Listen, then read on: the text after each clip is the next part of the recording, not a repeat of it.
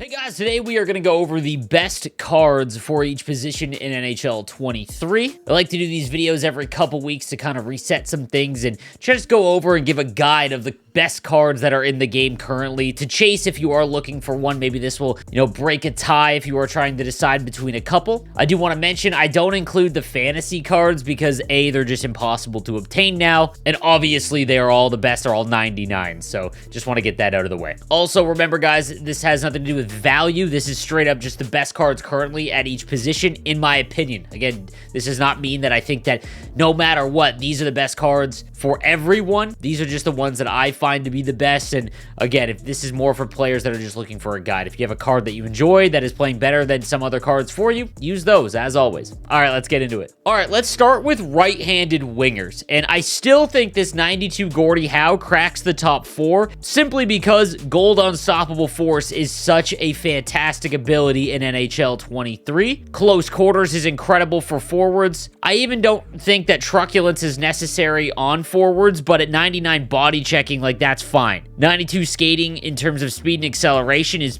more than usable, and again, that 98 balance with Unstoppable Force means that he's not getting knocked off the puck at all. There are a lot of other options you can go here, such as like the power-up icon Timu Solani and some of the other faster MSPs, but I still think this milestone Gordie Howe is incredible. Coming in at number 3 is the 94 Bill Guerin from the trade deadline event. Now, you can put Fly the Zone as well as Distributor, meaning that he will get up to 93 speed, 94 acceleration. You throw Magician on him, and he's got his agility to 93, deking to 92, as well as puck control up to 99. Goalborn Leader, I don't think is all that special, but again, it's close quarters for me that just kind of sets him above the fact that he's also 6'2", 220. We're at the stage now where bigger players are getting very good skating attributes, and that's where you start to see the separation from bigger and small players.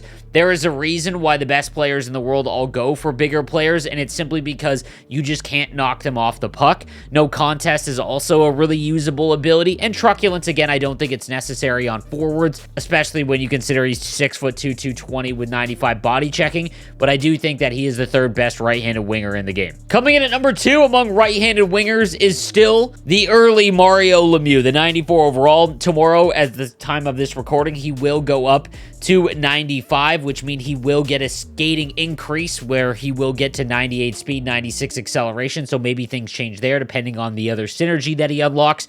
The problem with this Mario Lemieux is that all of his abilities are actually awful. Like, all 5 might be the 5 worst offensive abilities you can get in the game, but he's 6'4", 225. He is still an incredible card, and he will continue to be for the rest of the year. I think one thing to keep in mind is that if you are thinking about maybe you've gotten Mario Lemieux in a pack, I actually think that the 2000s Mario Lemieux, as the game goes along, will end up becoming better simply because he has Unstoppable Force, and I think that that's a more usable ability. Even Total Eclipse is fun if you go for tip shots and things like that, but Unstoppable Force at 99 is going to be better than the younger Mario Lemieux because all of the other skating attributes and things that he has an advantage of right now, that will kind of go away because eventually when he gets to 99, everything will be 99. But right now, he's the second best right-handed winger in the game. Then coming in at number 1 among right-handed wingers is the Team of the Year, Nathan MacKinnon, and that's probably going to stay the same for the remainder of the year. He can get up to either 98 acceleration or speed, currently at 94 overall, and it's that Gold Unstoppable Force you really notice with this card. He's so fast, and then again, those cuts and holding off people in the offensive zone just make him, such a lethal combination. He's got close quarters, which is one of the best offensive abilities in the game. You don't even really need elite edges, but you can throw it on. I think really the only one you kind of want to put on or need to put on is Unstoppable Force, but the combinations here are endless, and he's such a fantastic card and will continue to be so throughout the year. He's number 1 among right-handed wingers. All right, on to centerman, and honestly, the Jay Beagle, the 92 overall team builder, in my opinion, is still 4th best, but because of the new team builders, it's kind of harder to actually put him in because you more than likely have to trade him in for the far better cards, which are all among the best at their position. So I'm going to throw this 92 Hut Champs Philip Deneau. I've been using this card on my no money spent team, and he has been fantastic. I actually used Thief on him to get him almost up to max faceoffs, and then he has Gold Quick Draw, which I think is important to have on at least one of your centermen. Fantastic card. Plays far better than his stats indicate. He's got a great shot, again, better than the low 90s looks like, and in my opinion, there's a ton of other cards that you could go with here, but this 92 Philip Deneau, the Hut Champs one, this is from personal experience. Fantastic card. Coming in at number 3 is the 94 trade deadline Claude Giroux. This is from recommendation from my community. Been getting great reviews on this 94 Claude Giroux. Obviously, he does get knocked around a little bit, and I think that that's something that, you know, kind of knocks down his value if you're comparing other trade deadline cards. But currently, Gold Quick Draw, I just mentioned that. I think it's important to have at least one of your players very, very shifty and very fast at 95 speed and acceleration, so no complaints there, and you can actually get him up to 96 acceleration. It's got a great shot. You could go elite edges as well. Hand stats are basically maxed. Right now, if you really, really need a centerman, Claude Giroux is going to be a phenomenal one. I just think that longevity-wise, there are going to be cards that replace him just because of his lack of size. Coming in at number 2 is the Team of the Year, Auston Matthews. He hasn't got an increase in quite some time. Silver Quick Draw is great. Unstoppable Force as well, Close Quarters, all of them are fantastic abilities. This card is only going to continue to get better. By the end of the year, it's probably going to be one of, if not the best centerman cards. But as he stands right now, he's actually extremely effective on the wing as well. He'll get that face-off rating up a little bit higher as he goes up in overall, but even with Silver Quick Draw, you don't really have to worry about that, but you don't need to activate it on him either, because I think that if you have some of the other centermen, you can maybe put him lower on the wing and you're going to get just as much effectiveness out of him. Incredible card, and you're lucky if you were able to get his Team of the Year version. And then number 1 is the 95 Team Builder Bobby Holik. 6'4", 230. This is the prototype centerman build card in the game. 95 speed, or 95 acceleration, 94 speed. Not much else you can say here. Again, Gold Quick Draw, Silver Close Quarters, even Truculence, Big Tipper are all fun abilities. No Contest is usable. I don't think you need any of those. He's got max body checking, face-off rating, defensive awareness. This is what you want when you put together the perfect centerman card in the game, and he has felt just as good when using him on the God Squad. Loved this card, and if you need a centerman, he is the one that you should try and aim for. All right, moving on to left-handed wingers. There is a ton of options for left-handed wingers, but I'm going to go with, again, personal experience. The 94 trade deadline Anthony Mantha, 6'5", 234, so he obviously has endgame size. He's also got Spark instead of Distributor, so you can get up to 93 acceleration. He's got Magician, so his agility goes up higher. I haven't even used him with any abilities activated, and honestly, the only one I would actually use is Close Quarters, but unless he's like your first or second line left winger, you probably don't want to use Close Quarters just because of the cost. He has been automatic, so if you guys are looking for a left-handed winger and you haven't decided on a trade deadline card, full marks to Anthony Mantha. He comes in as a number 4 left-handed winger. Coming in at number 3 among left-handed wingers, we've got the 94 Wayne Gretzky, and again, he is going to go up to 98 speed, 96 acceleration tomorrow when he gets his next upgrade. Elite edges, Close Quarters, Unstoppable Force, so whatever abilities you put on him, he's going to have some of the best ones that you can use.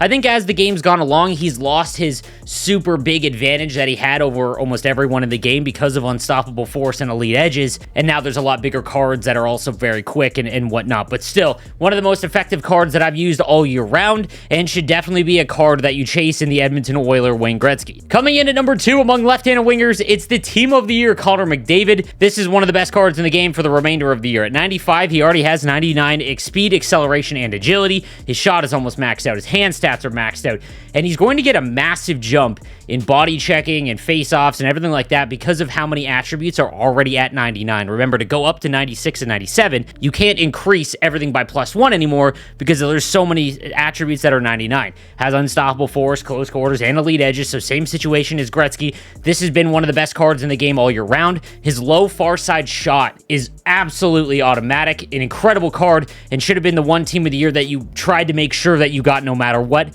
He is going to be one of the best cards for the rest of the year. And then coming in at number 1 is the 95 Jaromir Jagr. I think that in terms of attributes and everything like that, the Team of the Year McDavid is better. But when you combine the fact that he's 6'3", 230 with gold Unstoppable Force, he does not lose the puck. There was a reason why at the Stadium Series esports event, the best players had Jaromir Jagr's Team Builder. He just does not lose the puck. When you throw Close Quarters on him, it activates above the face-off dot, so you don't have to be right in tight, and everything goes in with him. He has been absolutely electric, and if because he's big, maybe your one question is the fact that he's not going to be able to be as agile, Elite Edges takes care of that. This is the best left-handed winger in the game currently, and it's probably going to take a few more upgrades from McDavid to pass him just because of the size. On to right-handed defenseman, we've got the 93 Team of the Year, Cale Makar. I think the only ability you need to activate is Shutdown on this card. He's got max skating, essentially. The way you use Cale Makar is going to depend where he ends up on this list. If you are someone that skates out of the zone with your defenseman, Cale Makar is going to be one of the best cards in the game.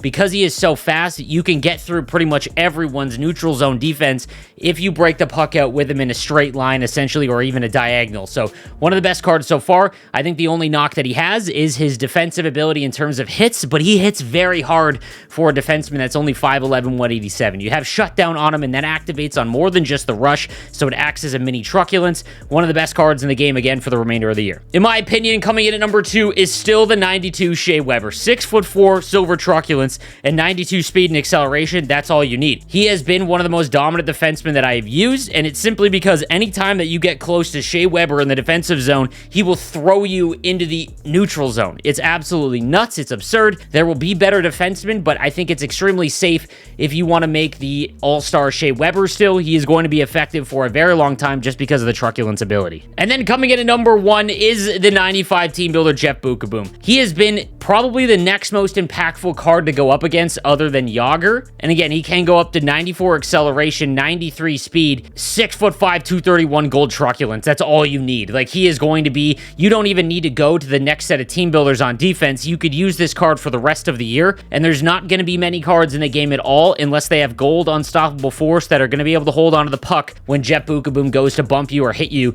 anywhere on the ice. Coming in at number 3 among left-handed defensemen is the 94 Hampus Lindholm. He has been nuts, and there are so many left-handed defensemen now because of the last 2 events that you could put in this top 3. Again, not including any of the fantasy cards. The real issue here and where he's going to rank in terms of your other cards and in comparison is if you can activate Shutdown. If he's going to be on your second or third pairing, it's probably not worth activating Gold Shutdown on because the cost is so high. But if you have Shutdown on him, he's going to bump everyone off the puck, and even without it, he's still so big that that's going to be extremely effective. 93 speed, 93 acceleration, like, there's really not much else you have to worry about, and his other synergies can get him up to 94. Extremely good. The only abilities you need to activate is Shutdown, and even without it, he's still going to be one of the most impactful. Coming in at number 2 among left-handed defensemen is the next-gen Jake Sanderson. Again, you can go Spark to get him up to 94 acceleration, 93 speed, and then it's gold truculence again, guys. I don't want to overstate this and just kind of become a broken record here, but there is a reason why truculence is so impactful, and there's a reason why as well it is actually banned in competitive esports in terms of 6v6, because you will knock over anyone with the puck, and I'm not talking about open ice hits. Again, I'm talking about when people are trying to hold onto the puck in the offensive zone. Truculence basically throws everyone off the puck. He's fast, he's big, gold truculence. I think that there's an argument for Owen Power. I think there's an argument for Edvinsson, but nonetheless, this Jake Sanderson card is number 2 in my opinion. And then number 1 currently among left-handed defensemen, I think, is the 95 Jay Bouwmeester. 95 speed, 96 acceleration, gold or silver stick him up, and silver shutdown. Again, I think you need to activate Shutdown to really take the full effect of Jay Bouwmeester. He's so big already, but that just adds another layer of being able to knock everyone off the puck. He's going to feel like a faster version of Jake Gardner, who was very, very good offensively. No complaints here. I think he will be passed shortly. In terms of all the other team builders, I think he's going to be the one that gets kind of bumped down the list to fastest, but there might be a while before we get another left-handed defenseman because we got so many so quickly. And then goaltenders, again, I've said this a million times, it really doesn't matter this year because they are all absolutely terrible in terms of the animations that they give off, but gold legwork on this Connor Hellebuck has been one of the best cards that I've used among goaltenders, but if you watched my stream the other day, he still threw 2 pucks into his own net, and that doesn't really matter who is in net for you, that's just going to happen, but this Connor Hellebuck with light work has been great. And then if you're just absolutely rich, you can go with his 94 Sean Burke. Again, I think you want to activate light work on him, but he has been pretty effective in terms of whenever I've played him and just the community's response. But again, I wouldn't spend any money on a goalie. All right, guys, that's going to do it for me for today's video. Let me know what you think in the comments section down below, and I will see you guys next time. Have a good one.